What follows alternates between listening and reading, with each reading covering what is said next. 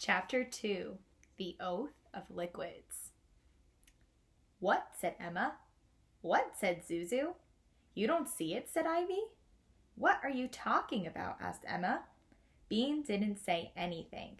She was watching Ivy. What was going on? I see a bathroom. I don't see any emergency situation, said Zuzu. She patted the little pink bow in her hair. Ivy stopped pointing and sighed. Oh, well, you probably wouldn't believe me anyway.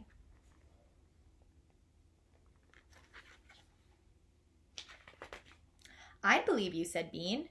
Anyway, you have to tell me because of the oath. 2 Saturdays before, Ivy had told Bean about blood oaths. If you write down a promise and sign it with your own blood, then you have to keep the promise always. If you didn't, the blood inside your body would curdle. Bean didn't know what curdling was, so Ivy explained that it was like cottage cheese. How disgusting was that? Bean was ready to give it a try right away. But first, they had to think of an oath. Bean wanted the oath to be about turning her older sister Nancy to stone. Maybe not forever, but for a month at least. Ivy said no. It had to be something they could do for sure. In the end, they promised to tell each other all their secrets for the rest of their lives. Ivy wrote the words down with a silver marker. It looked very fancy. The problem was that the oath had to be signed at midnight. They tried for 3 days. Ivy tried staying awake until midnight. Bean tried waking herself up at midnight. They both tried sleeping on the floor so that they would be really uncomfortable and wake up. Nothing worked. Ivy said it would be almost the same if they did it at the stroke of noon. The 2 girls squished into Bean's old playhouse, and Ivy read the oath in a very serious voice. Then she got out a pin. She held it right above her finger, ready to stab herself. Almost ready to stab herself. Blood tracks vampire bats, she said suddenly. Vampire bats, said Bean. Yeah, vampire bats. They drink blood. Mostly they drink cow blood. But they might get attracted to us if we sign the oath with blood. She put the pin down. Bean understood. Poking your finger with a pin didn't seem like a big deal until you were about to do it. She didn't really want to poke her own finger either. But they both felt disappointed. A blood oath had been such a great idea. Why does it have to be blood? Asked Bean. Why couldn't it be something else from inside us? Like what? Ivy looked interested. Boogers? Yuck, said Bean. No. What about spit? Ivy said spit would be all right. I guess I don't want my spit to curdle either.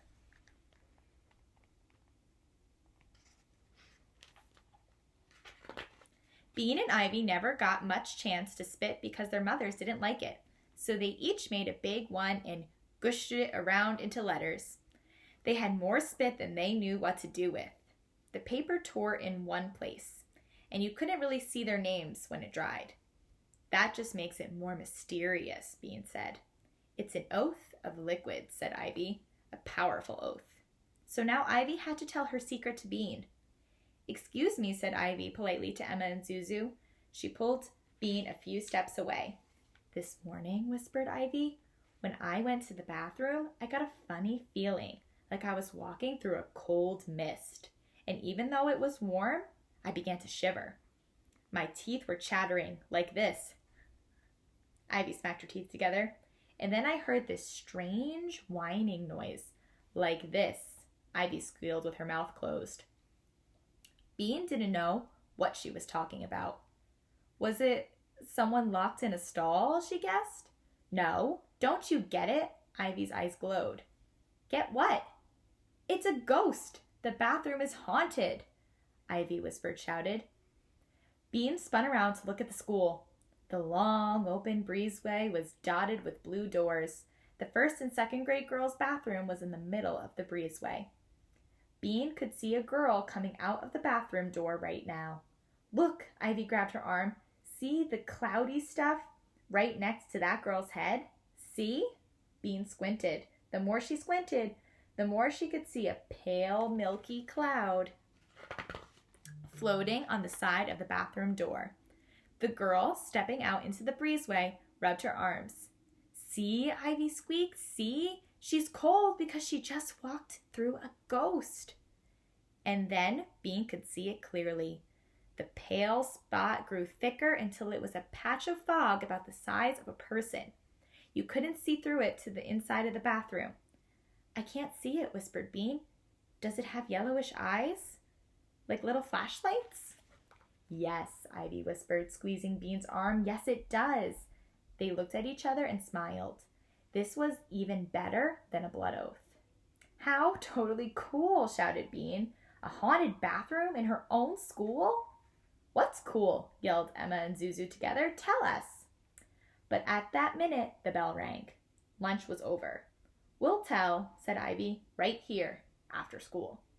You're gonna love it, said Bean.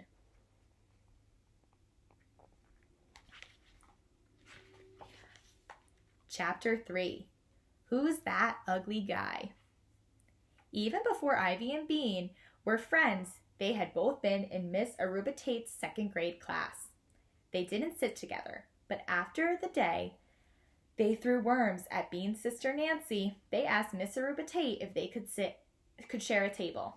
Miss Aruba Tate just loved it when people were friends. She smiled and said, "That's wonderful, girls. The two of you will be a great team." After a minute, though, she added, "But if there's talking, I'm going to have to separate you."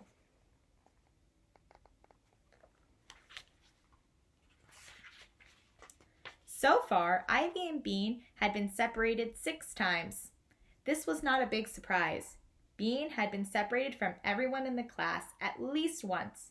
No matter who she sat next to, Bean talked. Even McAdam, who mostly talked to himself, had to be separated from Bean.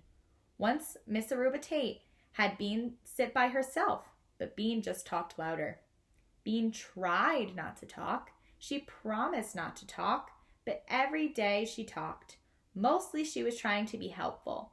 She was trying to explain things to kids who didn't understand. For example, regrouping. Eric didn't understand regrouping.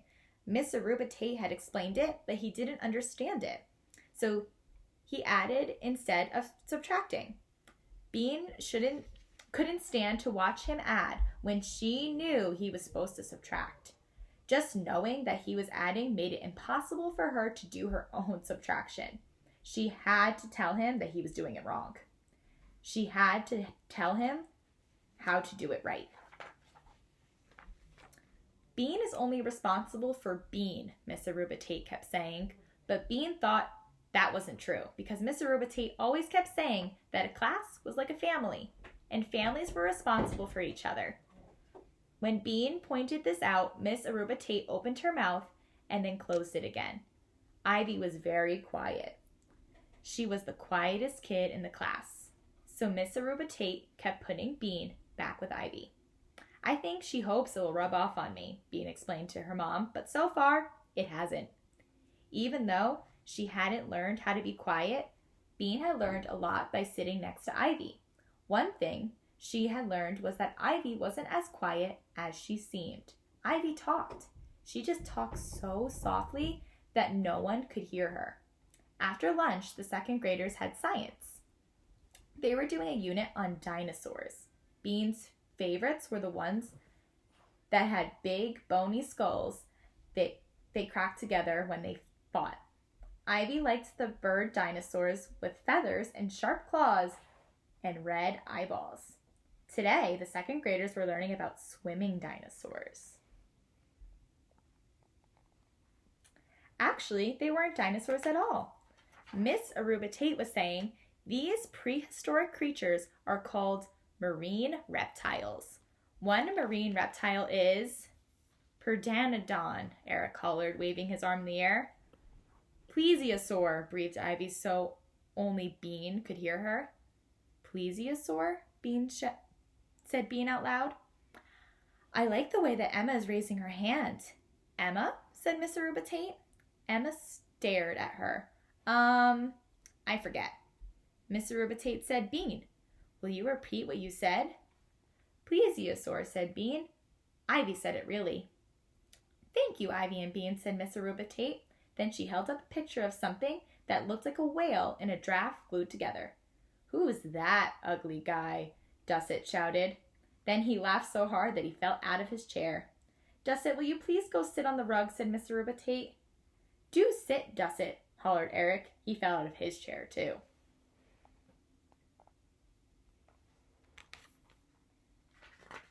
Miss Aruba-Tate put the picture down in her lap. "Class, if you can't make more mature decisions, I will have to put our marine reptile materials away," she said. "Is that what I should do?" "No," the second grade muttered, feeling ashamed. They loved marine reptiles, and they loved Miss Aruba-Tate. Miss Aruba-Tate smiled. She held up the picture. Now, the largest of the plesiosaurs was the elasmosaur. As you can see in this picture, it had an extremely long neck. Does anyone have a theory about why such a long neck would be useful?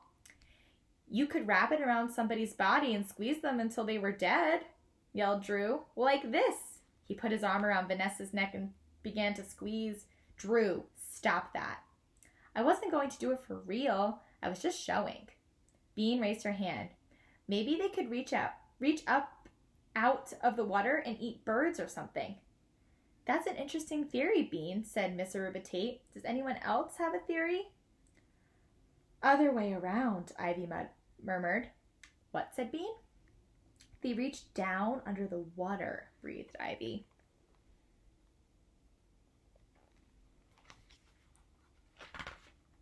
"Ivy has a theory," Miss Aruba-Tate said. Bean. "Do you want to share it with the rest of us, Ivy?" asked Miss Aruba-Tate. "The elasmosaur probably used its long neck to go down to the seafloor and eat stuff there," said Ivy softly. "Very good thinking, you two," Miss Aruba-Tate smiled. "And Drew, your theory may be correct as well. Please leave Vanessa alone. But unfortunately, we have no way of proving these theories one way or the other, since the elasmosaur is, what's the word, boys and girls?" "Extinct," they hollered. "Except for the Loch Ness Monster," said Ivy softly. "Yes, Ivy?" said Miss Aruba-Tate. "Can you name another type of marine reptile?" Said Ivy. She was stuck. Miss Aruba-Tate probably didn't believe in the Loch Ness Monster. Ivy couldn't think of any other marine reptiles. I said, "Can I go to the bathroom?" "Oh," said Miss Aruba-Tate. "Go along."